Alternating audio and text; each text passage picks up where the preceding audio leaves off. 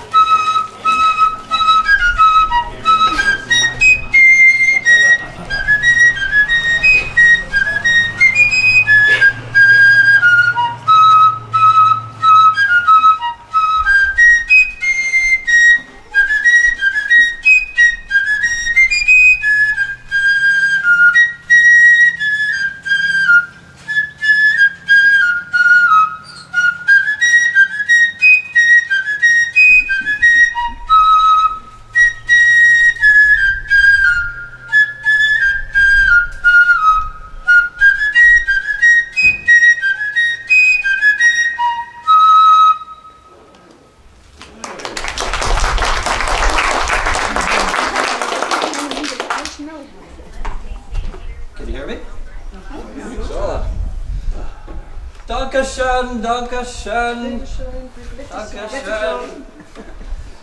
Oh, so viel von euch. Du bist die Deutschmesser. Leben ist so ein Tauberei. Well, so, am I understanding this correct? You're a German congregation, but you speak English. A German congregation, but you speak English. Ich bin verwundert. Well, you are in luck. I do speak both languages. I do speak English, I do speak German. I will apologize if there are some German words in the midst of it. Mein Name ist Henrik Shaffer. Ich komme aus Bad Dürkheim, aus der Pfalz. I am from Bad Dürkheim, aus der Pfalz. Anyone been there? Anyone? Nein, in der Pfalz. Not even one? In der Pfalz? Anyone from the Pfalz? Ich war in der Pfalz gewesen, ja. Ah, not too far. Well, I left it. Did you like it there? Yes. Ah, I left it. I see you left it too. Yes. Yes. There were some problems there, and as you can imagine, there are some problems here. So I leave one world of trouble and come to another. But here I am. I am just arriving not too long ago. I arrived in Philadelphia. Have you been there? I avoid it. Understandable. Fish day. Well, I arrived in September, so I haven't been here quite 1 year yet. Well, I'll tell you about my travels a little later. Perhaps we can compare some notes. It's quite fortunate to be here, I will say. So I will speak to you, and I will tell you about myself. I will tell you about the times. Of course, you all well know about the times. And I will tell you about where I'm from, why I left, perhaps. I will play some more music for you. And if you have questions, please feel free, but you can ask me at the end as well. And at the end, we'll also practice some spelling. And perhaps you've all studied your letters. We'll determine that later. Yeah. There will be times I have books here that we will read. So our best spellers, think about your best spellers, and perhaps you best readers, I should say, come up here and we'll read some things. Oh, give me some more. Too much. Okay, too much of. Okay. Gott, wie will ich jetzt hören? Can you hear me now? Too much? Can you hear me now? Well, I will say, I was speaking to Herr Reverend Muhlenberg. See, I now live in you call it Chatham, yeah? Not too far from Philadelphia. I live there. I've been traveling on a, what you call it, a circuit? A circuit? Is that what you call it? A circuit? I'm still learning the English words. So a circuit, traveling along the route that Herr Muhlenberg actually traveled. So I visited him in Providence. I believe you call it now Trapp. And from Trapp, I then went from his house. I lived there for, I stayed there for a night. Most wondrous house. Better than what I live in now.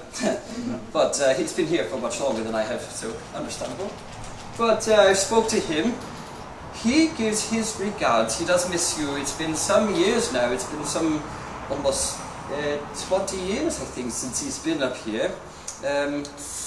But he does wish to come here at some point. He says the travel is too rough. It's near 30 miles for him. Yes. And I want to say, I agree with him, the travels were awful. I am on my way to a place called Makanchi. Strange names in these parts. Have you been to this Makanchi? Oh, great number of you. Oh, is it far? No. Up the road a piece way. Up the road a piece way? Can I get there in a day? Oh, I saw there's an inn not too far down the road right here. There's all sorts of other sundry diverse trades here along the way. This King's Highway, yes. I pity the poor folks that had to build that. I hear that I am fortunate. I was told by your Chan Dillinger that I am fortunate to arrive at now and not some 10 years ago. There were some native attacks in this place and threats all along this whole way. Is that true? Yeah. Well, it's good that to see you're rebuilding, you're back together, and the problem has been taken care of. Most wondrous. Well, I was saying, Herr Muhlenberg gives his regards for your recent pastor. I believe you've been searching for some time, and just a little bit ago you've brought Jakob van Buskik here. So congratulations. I hope that he lasts here for a great number of years. There's been some pastors here that have not. Have you heard of this? Have you heard of this Reverend Schumacher? Oh goodness, this Reverend Schumacher. He was here. Some of you are shaking your heads and some of you are just shaking the other ways. Yes. That man, I've never met him, so I can't speak personally, but I heard from Herr Muhlenberg that he's a bit of a rascal, I would say. The mere mention of him, Herr Muhlenberg just put his head in his hands and he says, let's not speak of him. But then we spoke about him. Let's see, the man was a drunkard. The man, he swore worse than a sailor. His profanity would make the bark of the tree peel right off. And the man had a bit of a temper, but he would preach. He would tell you all that you wanted to know, get some money from it, and then you may not see him again. And then you travel all around this, what do you call this, Northampton County, yes, Northampton County? And he'd travel all around this Northampton County and preaching all these different congregations, and the worst one, and he'd administer the sacraments, of course, he's a pastor, right? Most wondrous, right? Communion, baptism, maybe even confirm some members, but he wasn't ordained himself. You can't do that. My goodness. But what made it more interesting, Herr Muhlenberg said to me, he ordained another man as well, so he could help him in his travels, so he can continue to spread the word, but you can't ordain a man when you're not ordained himself. So, yes, Reverend Muhlenberg has been trying to bring more pastors over to supplant these two men, and well, we mean him no good, ill will, shall we say, but Goodness, we hope he stops. So you are most fortunate to have your own minister now, so you don't have to rely on Daniel Schumacher, yeah? But that does remind me of this book. I received this when I was in Koos. See, the ships don't travel directly from Rotterdam, that's where I left, in the Netherlands. It's the very end of the Rhine, I'll tell you all about that later. But you leave from Rotterdam, and you think, oh, I'll go straight to Philadelphia, or to New York, or something of that nature, yeah? No, you go to Koos first. Have you been to Koos? The Isle of Wight. Yes, they don't want you actually in England, they give you to the Isle of Wight. But there, you see, you give your, what do they call that, your oath to King George, yes. And, but that is another story, I continue to digress. Perhaps that's why I'm a travelling semester. But, I must read this. Can I have 2 volunteers to come read? Oh, come now. Have a stick. 2 volunteers to read. It's not the whole book, fear not. It's only a little bit. Oh, most wondrous. Now, I think you can you talk into this? Yeah. Yes, Yeah. you sure can. Live. All right, wonderful. Let me turn that. Okay, so let me show you what you're reading. And this is, it's in on against profane and common swearing. This is most useful, I think. Daniel Schumacher did not have a copy, I think. If you would read this part here, and then just skip that and come down to right in here somewhere. I'll tell you when to stop, I think. Okay. All right, is it on? Yeah, Oh. turn it up No, it towards you. isn't. That was Now on. it's on. There you go. Now we're cooking. I said I have a big mouth. I tried to do that, but it failed. Okay, a private admonition against profane and common swearing. Neighbor, it is out of true respect I have for you and a hearty concern for the good of your soul that I put into your hands this private admonition against swearing. Hence, since, okay. She's still learning her letters. Yeah. Since the public warnings you have heard from the pulpit do not seem to have had that's an S. okay, it looks like an F, everybody. The pulpit do not seem to have had their effect upon you. If you will think and consider, you cannot but know that the custom of vain swearing into which you are unhappily fallen is a great sin against which God has denounced very heavy judgment. Now you want me to go down here? Oh yes, right there. Wherefore, I beseech you to take this admonition in good part, and to listen to it as a warning sent you by the providence of God, to deliver your soul from eternal destruction. That's where, right there. Okay. Those are good words, yeah? Very good reading, thank you. These are good water to live by, yeah? Well, who else would like to read? This is a very short bit.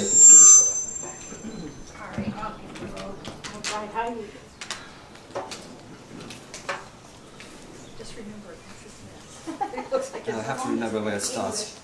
Oh, it's English. I do have some German here, if anyone wishes to read German. Oh, it starts right here, and just go to the end here. Yeah. And remembering how difficult a thing, You want to lift it up. and remembering how difficult a thing it is to govern a tongue that is accustomed to swearing, from which oaths slide unawares. First pray to God that He will enable you to set a watch before your mouth and keep the door of your lips, and then request of those with whom you most frequently converse that they will be your monitors, if at any time you happen to forget yourself. It happens. Thank you, very good reading. if anyone should like to read more of this, it will be up here. It is most entertaining. But, well, let us continue. I think I also wish to offer my condolences to you for the loss of your last teacher. Just last year, I believe he was of your Mennonite church, yeah? Christoph Stock. Yes, he unfortunately passed away, and you've been continuing to search for a new minister. I am sorry that I'm not here to stay. But perhaps another one will come here very soon. Yeah? I will keep my eyes and ears open for you. Oh, yes, John Tillinger was also telling me that you have successfully received a warrant for the land here which we sit. Yes, a 30-acre tract of land. You just went down to Philadelphia some 2 years ago to receive the official warrant for this land. Now you are official owners of this land. And, goodness, it only took you near 40 years to receive that, yeah? Some 35 years, 5 and 30 years. And if that doesn't explain the English bureaucracy at its best right there. 5 and 30 years. Oh, yes, I fear that as long as we remain under this crown, I mean no ill will of our King and Sovereign George III, but well, you did hear of what happened also 2 years ago up in Boston. I suppose none of you've been there. That's far away from here. But yes, there were some soldiers who fired upon us. Yes, just commoners as ourselves, some townsfolk of Boston. 5 people were killed. Could you imagine? I don't know what that could bring. But it was just 2 years ago, yes. Well, enough of that. I wanted to say, well, I talk too much. Let me play some music for you.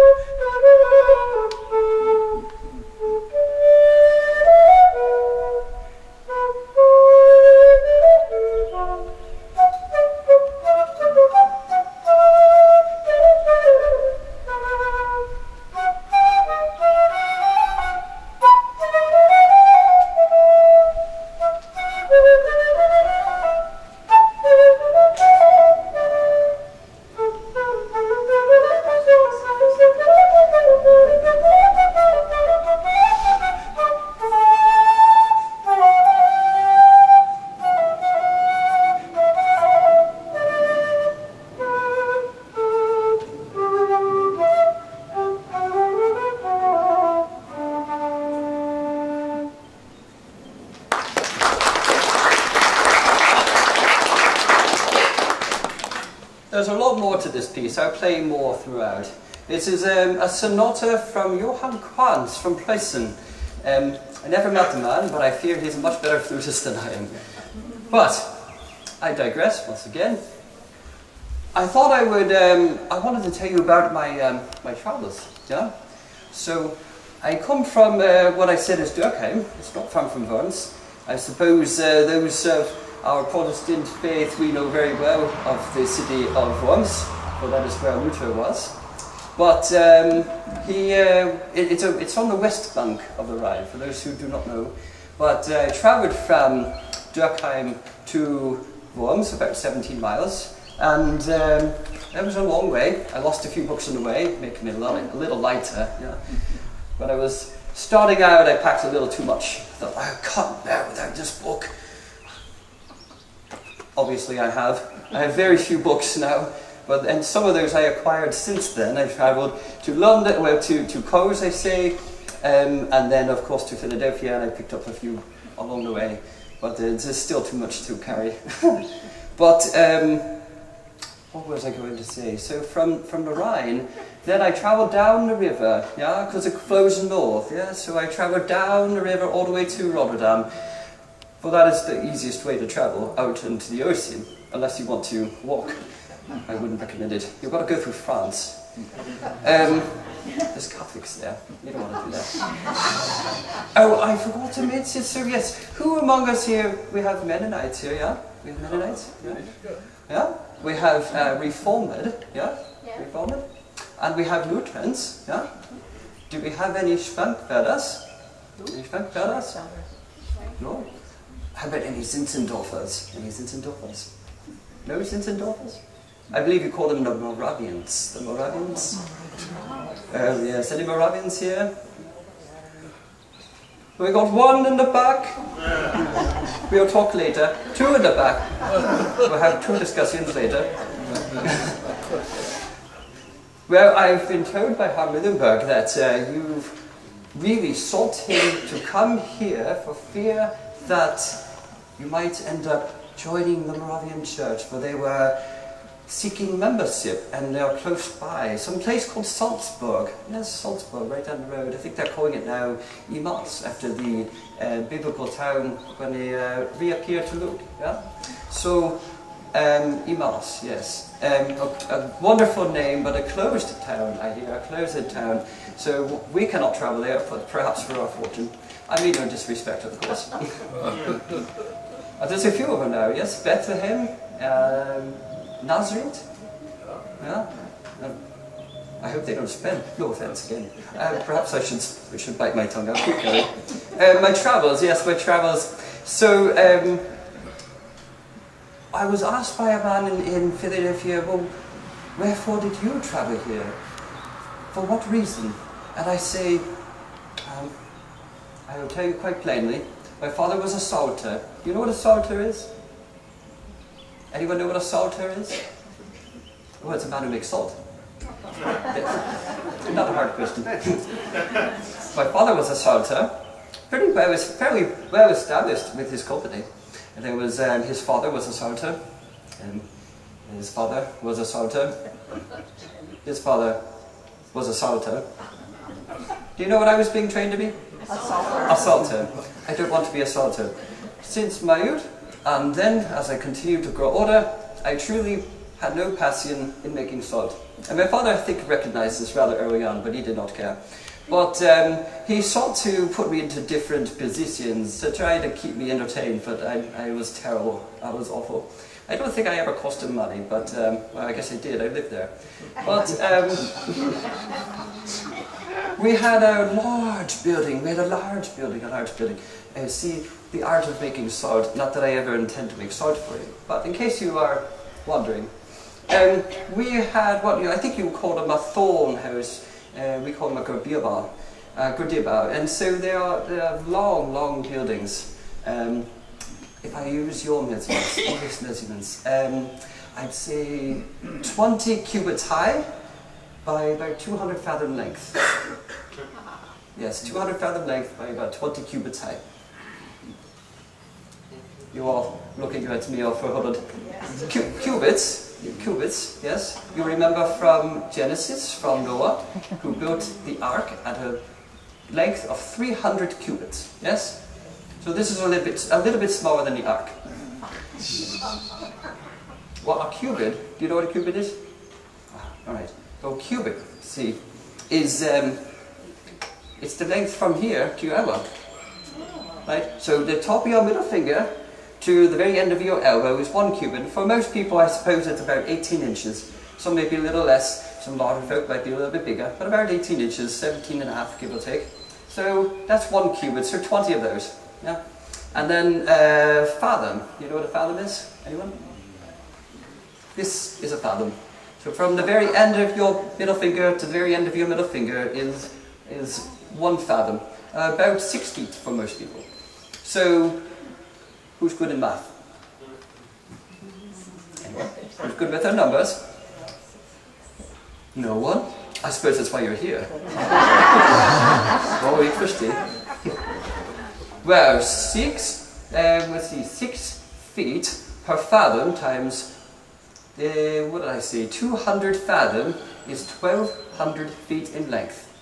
And this building was filled with black thorns, right? And so you would flood it with salt water. And then the water would disappear from the hot sun, and then you would just keep flooding it, and let it disappear, and flood it again, and again, and again. And each time that it would disappear, the salt crystals from the water would cling to the black thorns, the brush, you see. And then every time you flood it, it gets bigger and bigger and bigger until it's rocks, and then you bust it off, one little bundle at a time along 1,200 feet of length. And then you break that and grind it down into salt, and then you have salt. I despise the work. I think of better things, yes. And, well, my father, he says one day, he says, "Henrik, I don't think you belong here." And I didn't quite understand what he meant by that. I thought I did something really terrible. And he actually had been saving up for some time and says to me, he says, "Well, I heard from your Nachbarn, your neighbor, that he has successfully grown a field and a farm in this colony of Pennsylvania, and he says, I'd like you to go there." And I say, that sounds great. Of course, I was young, and I'm not thinking about the travels. This is only last year. So he pays for part of my way, and I had to think about how I was going to pay the rest, but that's a different story. So the travel up the Rhine, you see, it's several hundred miles from Worms to Rotterdam. And it lasted more than just a half a week that you might think it might take. No, it lasted about 3 weeks. You know why? Well, you might know, traveling the planet. But see, you stop at every place to pay fees along the way, because every place you pass needs to have their money, and you will not pass until you pay the money, or you just go back, in which case you've got to pay money to go back. So, yes, that was unfortunate. Many people lost a lot of money just that way. Then you finally get to Rotterdam, and you have to board your ship and travel across the ocean. It cost 60 florin to get across the ocean. 60 florin! Of course, I suppose many of you are used to using the Spanish piece of eight for money, or even bartering, right? Someone paid me earlier in eggs. We'll talk about that later. Well, I'll take a dozen eggs, that's all right, but that doesn't pay the captain on the ship, unfortunately. So he asked for 60 florins per person. That's 120 shillings. I think if you do the math correctly, that comes to £6 per person. Now, that's a lot of money. Let me put this in perspective. A family of 5. All right. So, 60 florins. How old are you? You two? 11? 8. Well, you're the lucky one. You're 8. You're only 30 florins. But you, young man, you're also 60 florin. So that's 1, 2, 3, 4 times 60 florin. That's 240 florin plus 30 is 270 florin. You with me? There's a lot of numbers. 270 florin. That's 27 pounds. All right. So, to put this into perspective, I think most, let's see, you're all farmers and labourers generally, I'd say. So you're earning about, on a good day, a good year, maybe about £30 in a year. So 27 pounds plus the travels across the down the Rhine River. Not to mention, once you get here, what do you do once you get here? You just get off the boat, and then what? And what? You've got to pay, right? You've got to pay. So now you're looking at almost an entire yearly income just for a boat ride. It's great. Yes, it's expensive. And many people could not afford it. So many people could not afford it. And so on the dock in Philadelphia, those who could pay, those who paid, Captain Arnott was his name, Captain Arnott, Englishman. Those who could pay, you were on your merry way. Those who could not pay, stayed behind. And there were a line of more wealthy men standing there who would say, well, I can afford 3 of you. Which 3? And then you have to divide yourselves, and you may not see each other again. And then he'll pay for 3 of your travel, and then the other 2 are still left stranded. So then someone else might say, well, maybe I'll take you 2, but maybe not. I need some 2 others, so maybe I'll take you 2 instead. Maybe I'll take you 3 back there. And you're left just waiting to be picked. And your family may be bought in whole, maybe not. But see, I do say bought. Yes, you heard that correct. Because those men will pay for you, and say, gladly I can cover your travels, and maybe I'll even give you some clothing and room and board. In exchange, you work for me for 7 years, you do not get paid in that time. And for the children, you'll work until you're 21. Yes. Sounds exciting, doesn't it? Yes, I saw many a family torn apart that way. But I am fortunate, I am here. I met Susanna on the ship. Yes, she is my wife. We married last October, and I'm now currently living with her and her family, while I still seek out my neighbour, because I found out that no one knows who he is. So it is a pity, but we'll find him. Part of the reason I am travelling is to seek out and see if I can find him along this way. So if you know him, I'll mention his name later. What was I going to say? Oh yes, I also picked up a new book, and I thought you might be interested in this. Because I thought, well, in the event that I'm by myself, or even here as a school teacher, and someone gets hurt, I thought maybe this would be a good book to have. Every man his own physician. This was only printed 7 years ago. I don't know if it's a book of earnest or a book of comedy. It's quite humorous. For example, I thought I'd read some of these ailments. I am no doctor, so I don't know. But does anyone have the quinsies? Yes, does anyone have the quinsies? A sore throat? Yes. Oh, I hear a few. Alright, so, well, I have a cure for you. Right, alright. So, bleeding is sometimes necessary. And cooling physique, but often jelly of black currants swallowed down leisurely in small quantities affects a cure. So, a little bloodletting should affect it with some black currants. See me later. Oh, let us see. What is this one? Oh, an earache. Yes. I suppose after sitting here listening to me all day, you might all have an earache. So, this is for all of you. The smoke of tobacco blowing into the ear is most excellent. I have a pipe, so fear not, I can do that for you if you need. Does anyone have another ailment? Oh, consumption, yes. Consumption is terrible, especially in the autumn, yes.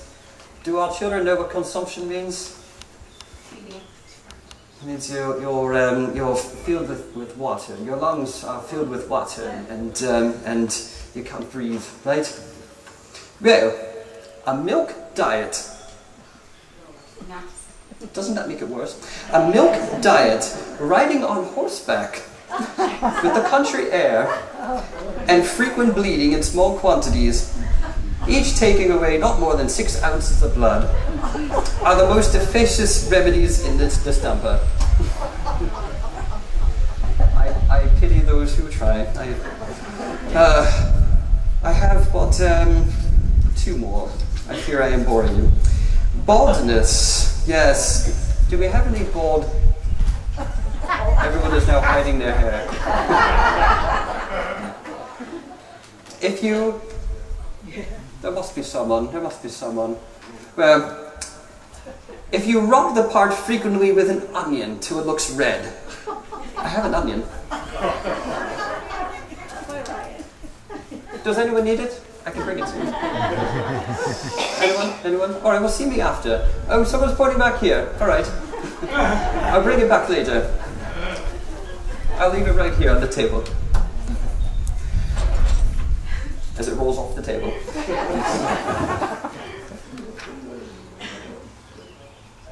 Yes, and then this one. Oh, most interesting, yes. Sant Anthony's fire. I've never heard of it, and I hope never to. But gee, it is if your face starts to puff up, so much so that your eyes start to squint and you can't see. If you let the sick person loose 8 or 10 ounces of blood and repeat the bleeding more than once if the symptoms run high, and apply then to the part of a poultice of white bread and milk with a little lard in it. Let the poultice be changed twice a day. So if you let some blood and then get some milk and bread and lard and mix it all together and put it on your face. I think not. Does anyone have any ailments you wish me to look up? I can give you a cure for it. COVID. What does it say for COVID? COVID. Well, as they say, I haven't heard a sight out that he's fired. I suppose COVID is in here somewhere. I will look afterwards. Let me play another piece and then we'll move on because I think we're soon time to spell.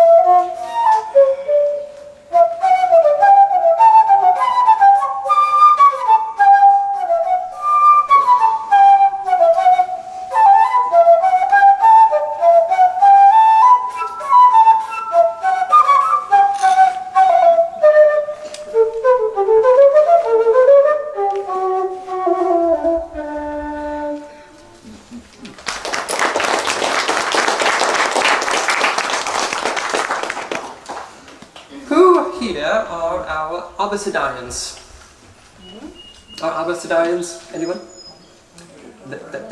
So you mean to tell me that you all know your letters? You all know your letters. Most wondrous, most wondrous. Okay, how many letters are there then? 26. 26. 26. Strange. No. Anyone else? Any other guesses? No other guesses? There are 4 and 20 letters in the alphabet. 4 and 20 letters. Yes, there are 2 letters that are interchangeable, right? So that's perhaps why you thought 6 and 20, but 4 and 20, right? So we have, or maybe I could say this in German too. A, B, C, D, E, F, G, H, I, K, L, M, N, N, O, P. Right? Q, R, S, oh sorry, that's German. Q, R, S, T, U, W, X, Y, Z. This means Z. Yeah? And then, in the German, yeah, A, B, C. If you know this, please say along. A, B, C, D, E, F, G, H, I, K, L, M, N, O, P. Q, R, S, T, U. Oh, some of you said far. Oh, that is not right. That is not right. We call it V, right? No, that's one of those letters that is interchangeable with U. So then you go to V, X, Y, Z. Yeah? All right. A little schooling. Yes, that's why we're here. Would anyone like to spell some words? I need 10 volunteers. 10 volunteers. I don't all speak at once. We got 1. We have 2, 3, 3, 4. This is all ages. This is not just for kinder, this is for anyone. 5, 6, 7, 8. We need 2 more. 2 more. 9, I forget to look over. Sorry. And one more. One more. 10. Alright, come on up here.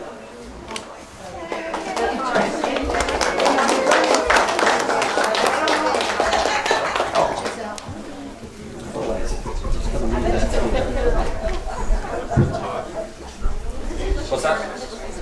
That's what I was wondering too. Alright, so feel free to stand in a line. We're going to spell some words. You have a choice of English or German.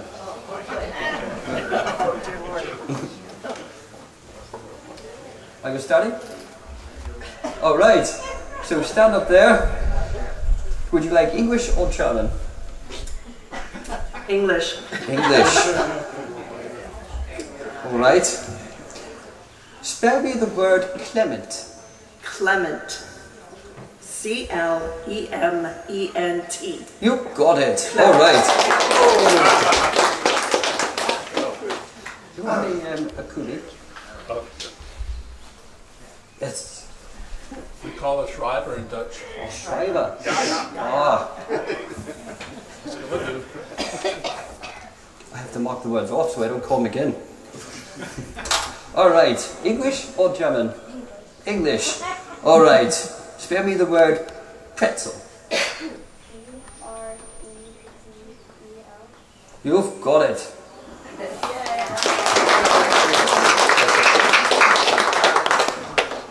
And what would you like, English or German? English. English. Everyone's going for the English words here. Alright, spare me the word flower.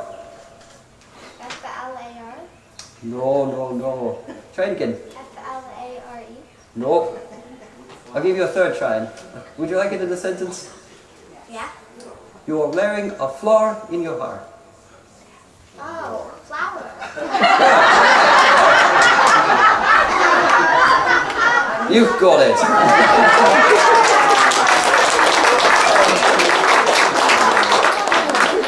Would you like an English word or a German word? English. Alright. Spell me the word show. S-O-A-P. It is not correct. Sentence, please. We are putting on a show right now.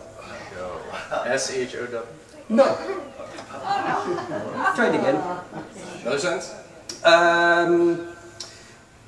I would like to show you these words, but then I give you all the way. I give all the answers away. Oh, it is S-H-E-W.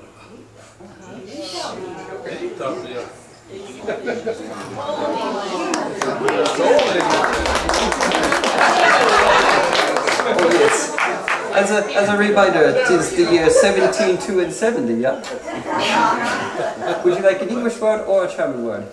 Deutsch. Oh, a challenger here. Alright. Alright. Spare me die Kleshsturm.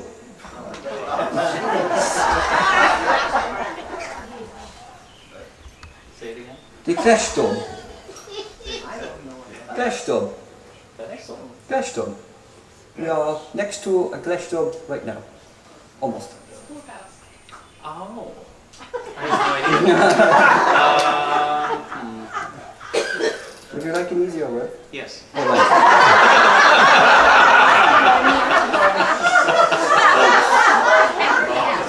Alright. Spare me the word Nixnuts. Can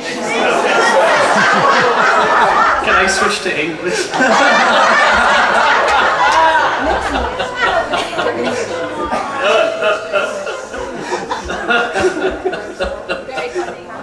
Alright, English it is. Alright.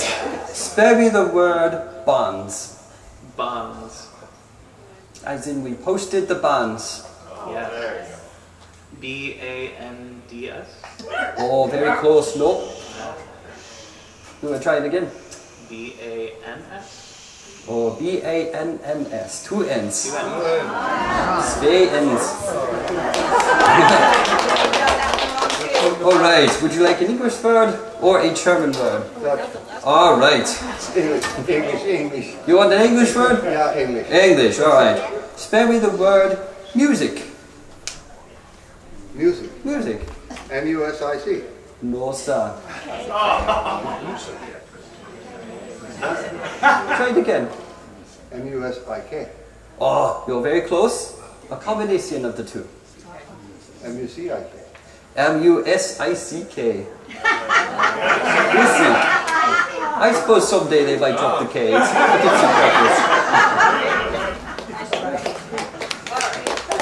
would you like English or German? Definitely English. English, all right. Let me hear the word hither. Hither, as in hither yon.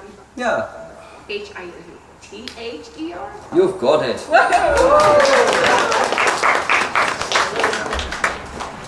All right, would you like English or German? English or German? German. English? German. Okay, German. German it is, all right. Let me hear the word karek, die karek. Use in a sentence, please. I suppose we could call it this. We are in, would you like the sentence in German or in English? English, please. All right, we are in a karek now. C-O-U-R-I-C. Oh no, sorry. Hold on. Courage. Church. Yes. Ja, klar. Yeah, Yes. yeah. Hold on. K-U-R-I-C-H. No. I. Oh, K-I-R-C-H-C-H. Very close, very close. It is not. I'm not going to try again. Just All right, it is K-A-R-I-C-K or C-H or I-G. But English it is. All right, let me hear the word public.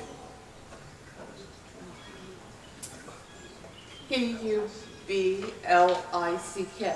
You've got it.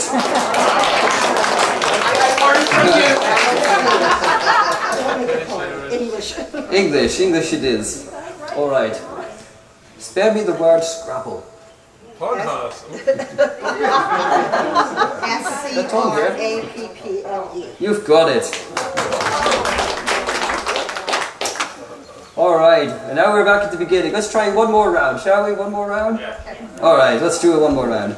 German. Oh, German. All right. We've had Karek. Let me hear the word versteh. Versteh. Versteh. As in, Yes, frustration. okay. F-E-R-S-T-E-H-E.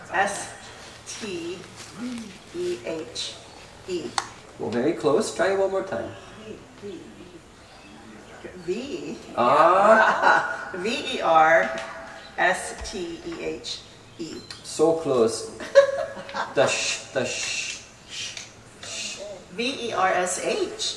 Oh. Is that V-E-R-S-C-H? S-T-H, there Wow, okay. I love it is. Now, you could also write it with a U, yeah? So U-E-R is also acceptable too.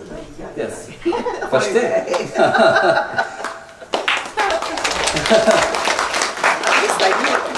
Oh, No, I don't understand. Before you sit down, What? I have a gift for you. Hey! All right, would you like German or English? English, all right. Oops. Let us hear the word farmhouse.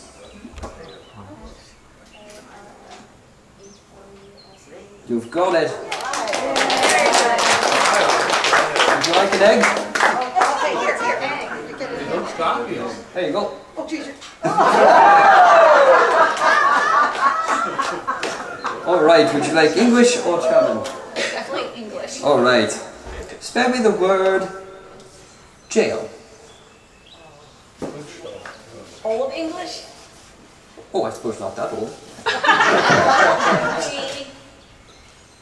G-A-O-L. You've got it. G-A-O-L. So, what year is it? It's 17, 2 and 70.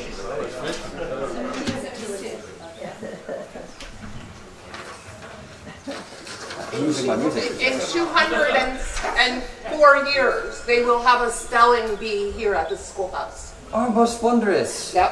You're a prophet. Yep. Most wondrous.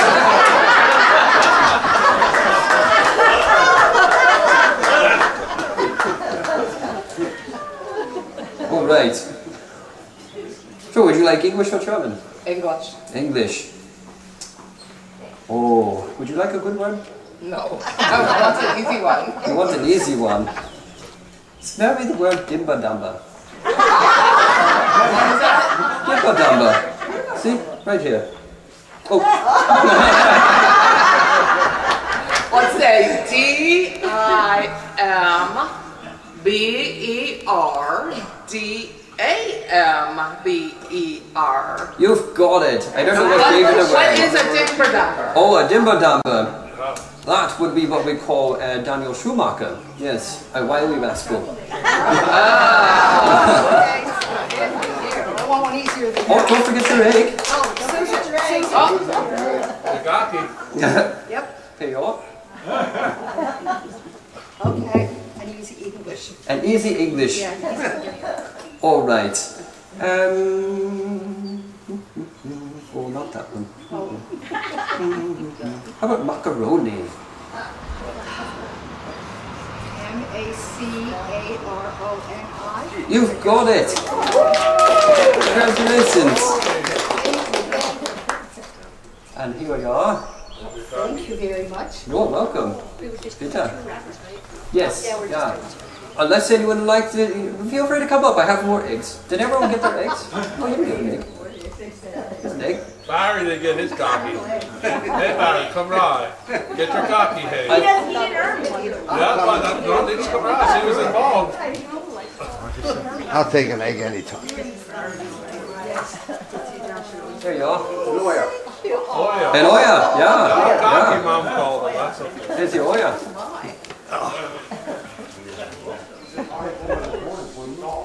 Fear not, they are all part of our own. Did you get your egg? Cook, that one's good. Oh! Someone got hungry. Oops. You got one too, right? Did I miss anyone else's egg? I think you got him. Well, we've got a few more eggs. Would anyone else like to try? I've got plenty more words. There's some entertaining ones here. Anyone? Alright, well, let me play you some more music, and then I think we'll be off.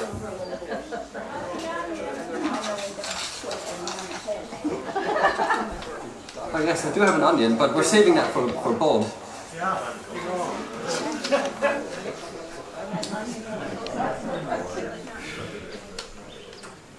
All right.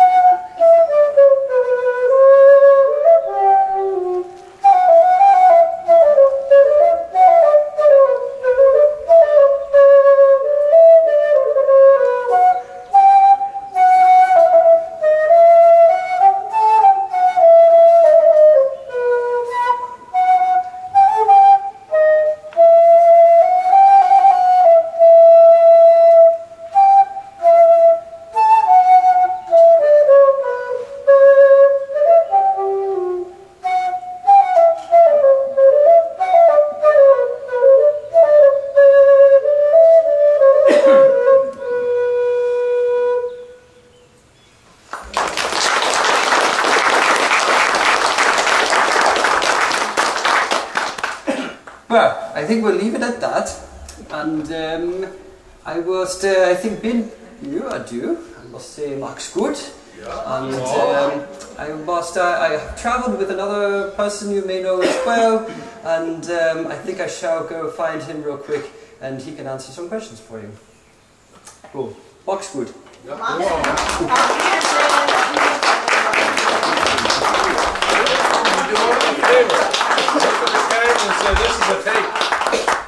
Oh, we're not done yet. So, oh, unless you... No, you're not done yet? You're not? No, we're Nine. Nine. Nine. Mix. Okay. We're still... Yeah, we're still on. So, I don't actually speak that way. My name is Heminitz. I'm now entering into 2022. And if you have any questions about how I produced the character or how I learned all this stuff, anything you want to know, and I don't know if this is on camera or not, but it is on camera. Okay, yes. So feel free. Where did you learn how to play music? As in 17, whatever. All right. Yes. So little bit of character breaking there. I don't know if a school teacher in the 1700s might have actually been playing flute and fife, let alone a Kwan sonata, but I thought it was just something appropriate for the time, and I wanted to just have it here for you. I thought it'd be interesting. You might be interested in hearing that. But it is plausible that anyone could have picked up the flute. It was actually, I don't want to say common per se, actually recorder at the time probably was more popular than the transverse flute. But I could have learned it from just noodling.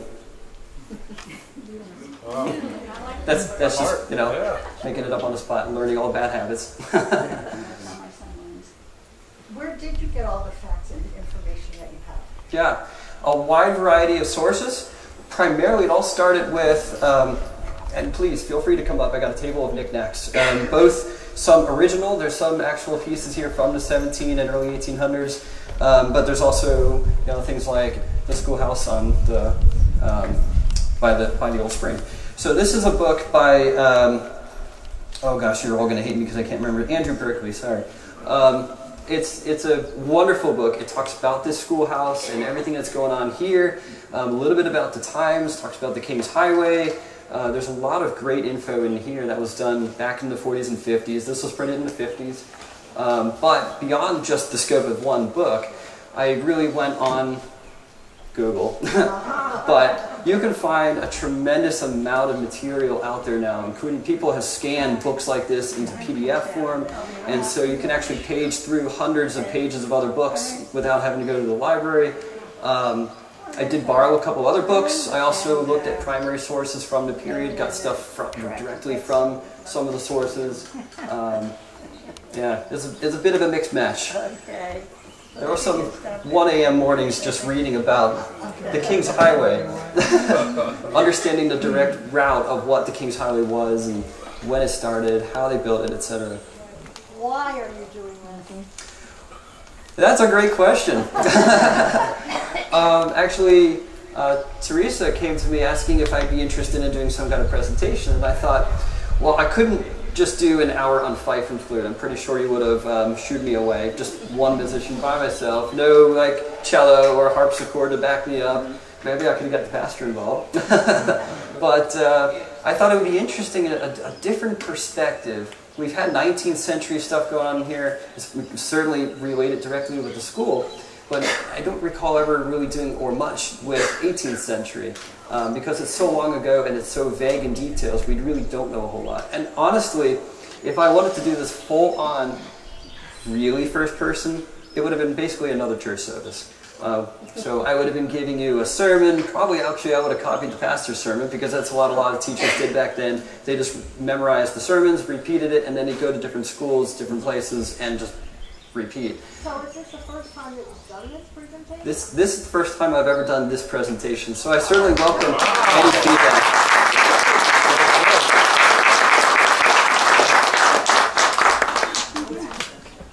Have you heard of the Glashenhausen Folk Festival? I have not, no. That's an excellent festival for presenting presentations like this. They do a lot of old country crafts from the area, from both 18th and 19th centuries, and this would be an excellent presentation if you want to get over. That's great, I got to remember that one. A common question that people ask me is how I even got into this, and I'll answer that in two ways. First way, when I was 11, actually, two people in the back there, Jeff and Darlene Broski. I'm going to put in the spotlight. They're wearing green shirts. They got me into Civil War reenacting right around here with a couple different units. Started with the Historical Impressions of America. We met at Kalmbach Museum, Kalmbach Park.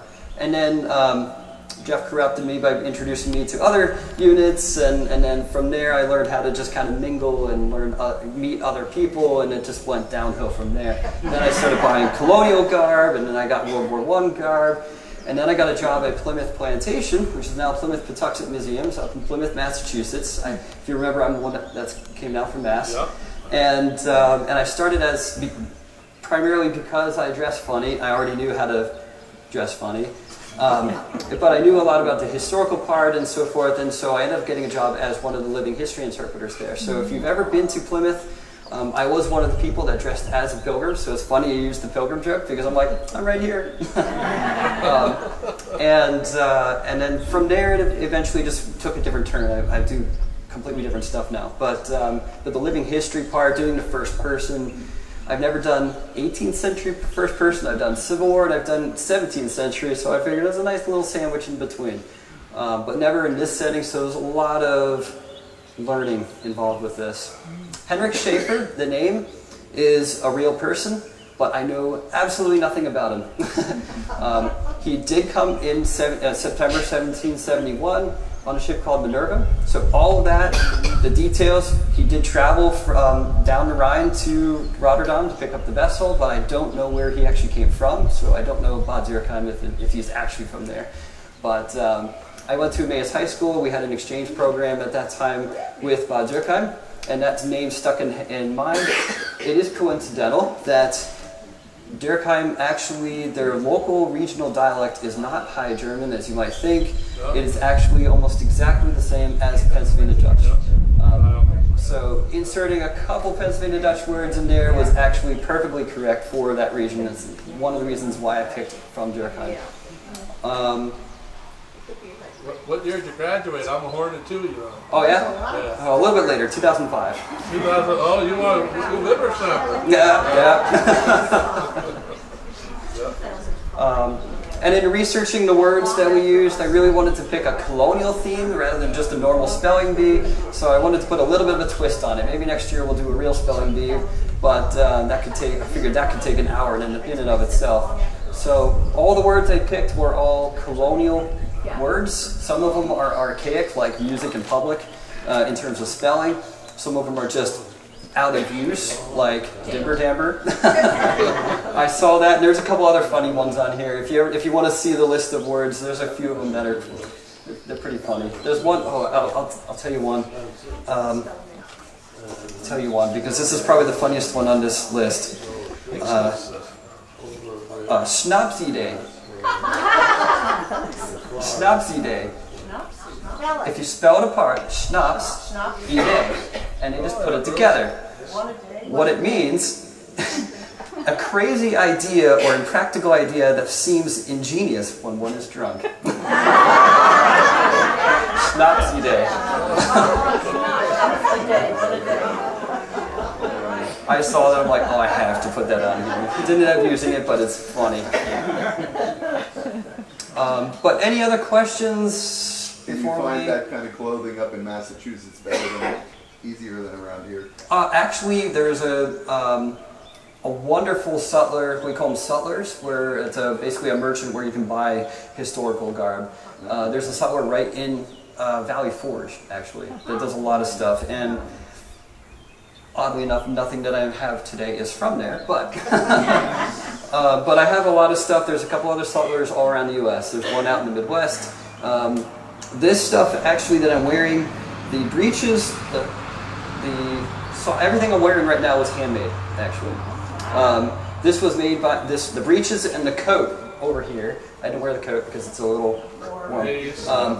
But the breeches and the coat are actually handmade by a, he's now in college now, but he was in high school at the time. I saw he made his own kit. He was 16, I think. And I'm like, that is brilliant work. And I told him, I'm like, can I be your first customer? And I was totally honest about it. And he was like, what? So he got my measurements, and I paid him full on, and put him to work. And now he's actually, that inspired a couple other people. He's done, we call them kits, or attire rather than costume. But he's put together a few kits for a lot of other people now, and he's in college now. But this was a hand-me-down, and the frock coat over here, the hunting frock, is also a hand-me-down. The walking sticks, you saw me with this, not vain in one bit. This was about as popular as having your hat. So in the 18th century, a gentleman, whether you're from an agricultural worker to just a general townsperson to one of the wealthiest people in town, you would have a walking stick, either a cap or a hat of some sort. This is just a permanent fixture at the time. And it was still a fixture well into the 19th century. And even well up into World War II era, you still see some people like Churchill, for example, you sometimes see him still with a walking stick. But feel free, I got some 18th century walking sticks here, and all sorts of knickknacks. So you've got flint and steel. So a common thing for teachers also, a little other background, if I were to be a permanent fixture here in the 1770s, I would learn how to not only operate this building inside and out, it'd essentially be one-on-one with it. I'd learn how to, take care of all the property around here. I'd come in early, set a fire, make sure that it's warmed up, because most of the schooling in the time period in the 18th century took place between winter and mid-spring. Basically not the planting season or harvesting season, right? So the winter was often too cold, or they talk about having a ton of snow, and they would actually cancel school sometimes because there was a ton of snow, not 2 inches. Or the threat of snow. Oh my gosh, it might snow. We can't have school. Back then it would have been like, if you have to trudge miles through this, they cancel school. How do they let people know? There was no radio or stations to be able to broadcast the closing. So I don't know. That's curiosity. Question? Why don't you ask Miriam Housman how they did that? Because she told me. Yeah, let me. She's over here. About What did she say? Basically, what was it like for the school teacher? What was it like here? Well, what kind of responsibilities, and what was it like also in the wintertime for coming to school if it snowed? Well, if it snowed, if the teacher couldn't get here, we didn't have school. If she got here, my dad would bring me on a sleigh and a horse, because I lived way down back here. That's cool. That's what he did. And he'd also bring me lunch, because I always went home for lunch. And if it rained, he'd bring me lunch. But yes, when we were in school, when it was consolidated, and we went over to Dubs, I guess I was in high school. I was at middle school. I don't know if I was in Dubs or it started middle school. We couldn't get up the hill. The bus couldn't get up the hill, so we walked up. The bus driver didn't like to leave us there, but we older ones said we'd take care of the young ones. So we helped them up till we got to the top of the hill. My father and a neighbor were there with a horse and sleigh. So the little ones climbed in and they held them in the sleigh. And then we bigger ones would stand on the runners, and that's how we went home. Wow. That's something. Because we didn't come, they were worried where we were. So he started to come, and he came with horse and sleigh and picked us up. Wow. He should have come a little earlier. We wouldn't have had to walk up the hill. That was one of the years that I don't remember, but there was times we didn't go to school because it was too deep. We had very deep snow at times that we don't have anymore. Oh, yeah. I don't know why, but we don't. Okay with me. And the men would shovel this road would get closed. The township couldn't get around. They didn't have the equipment, so the farmers would have to shovel their way out. And so they'd get together and they'd shovel one part out, then they'd go to another farmer and help him out. Patuxet, you know where they Patuxet, were? They had a big, long lane. Yep. And our farmers all got together and shoveled them out by hand.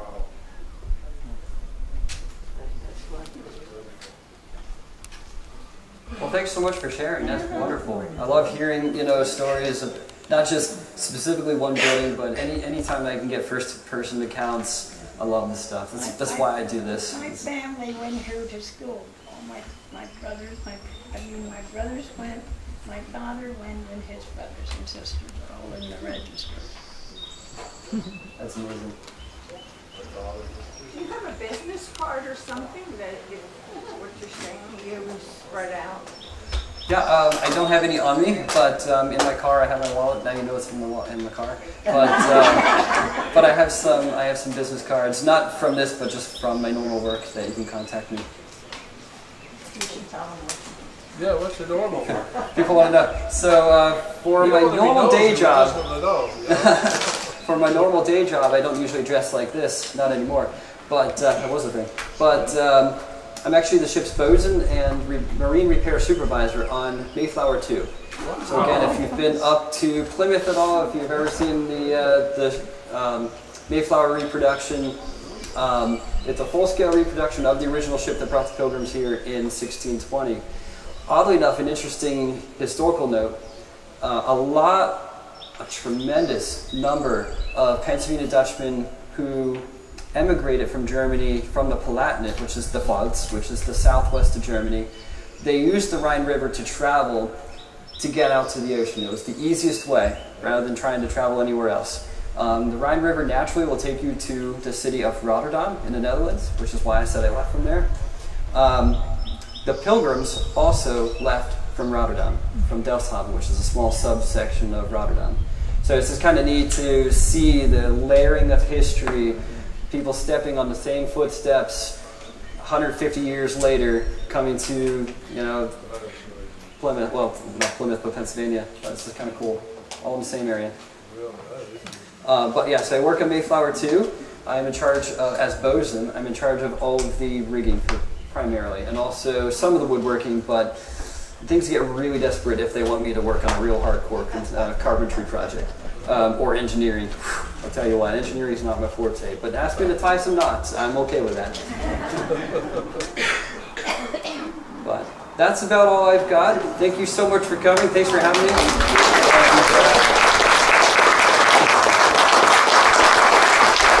Mark Stewart. This is a tape. This is a tape. Before everybody runs away.